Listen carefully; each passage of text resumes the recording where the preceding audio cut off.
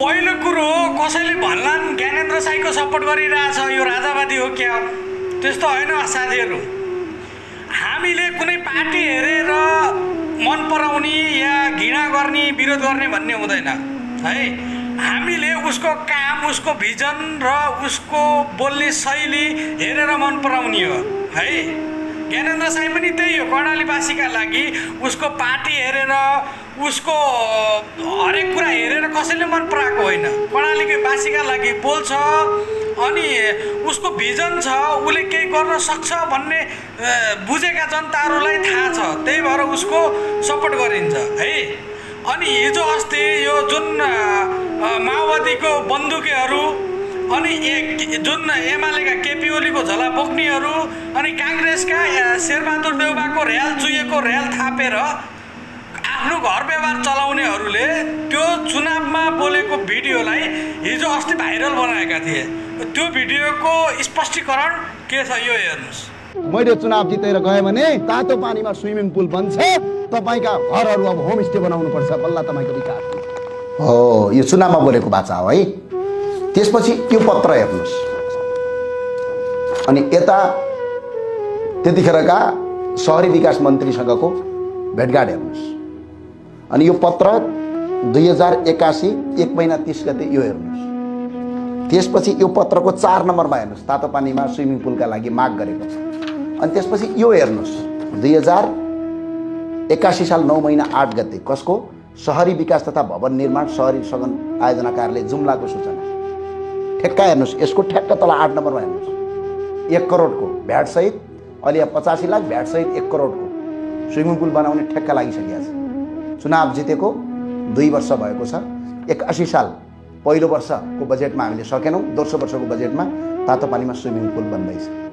हेर्नुभयो, तातो पानीमा स्विमिङ पुल बन्दैछ, पैसा आइसकेको छ, ठेक्का लागिसकेको छ। यी पत्रहरू हेर्नुभयो, यी सबै पत्र हुन्। यदि पत्यार लाग्दैन भने तातो पानी गाउँपालिकामा गएर सोध्ने। त्यसपछि शहरी विकास तथा भवन निर्माण विभाग जुम्लामा कार्यालय छ, त्यहाँ गएर सोधेर आउने। तर जनतालाई भ्रमित पार्न, यहाँ तपाईँका नेताहरूलाई ठोक्यो भन्दैमा जुम्लामा बरबराउनु पर्ने कुनै कारण छैन। जुम्लीको उद्धार जुम्लीले गर्ने हो, केपी ओलीले होइन।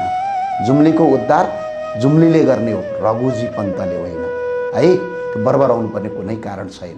जुम्लाका सम्पूर्ण दाजुभाइहरूलाई म अपिल के गर्न चाहन्छु भने, अनुरोध के गर्न चाहन्छु भने, तपाईँहरूलाई जुन बाचा भनेका थिए ती बाचाहरू हामी मेरो कार्यकालसम्म पुरा गर्ने कोसिस गर्छु। केही पुरा भइसकेका छन्, केही बाँकी छ। 5वटा मुद्दा मलाई आज पनि याद छ। म एउटा कुरो पनि झुटो बोल्दिनँ, म पुरा गर्छु भन्ने लागेको छु। तपाईँहरू भ्रमित नहुनु होला। मेरो सरकार छैन, म सरकारमा छैन, तर पनि गर्दैछु। यदि गर्न सकिनँ भने म तपाईँहरूकै अगाडि आएर भन्छु, दाजुभाइहरू काम गर्न सकिनँ, मलाई लाज छैन। मैले मेरो प्रयास गर्ने हो, मेरो मेहनत गर्ने हो, मेरो दुःख गर्ने हो। तपाईँको आँखाबाट आँसु झार्न दिने होइन। अब यो ज्ञानेन्द्र साईले काम गरेको या जुन प्रोसेस त छ नि त, अहिले त फट्ट त देखिएको छैन, प्रोसेसमा त छ नि। एक दिन त बोल्ला, उसको कार्यकालसम्म त बोल्ला।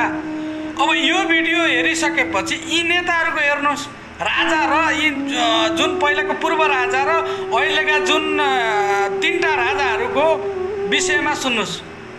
वरिष्ठ पत्रकारले बोलेको कुरा हो, ल सुन्नुहोस्।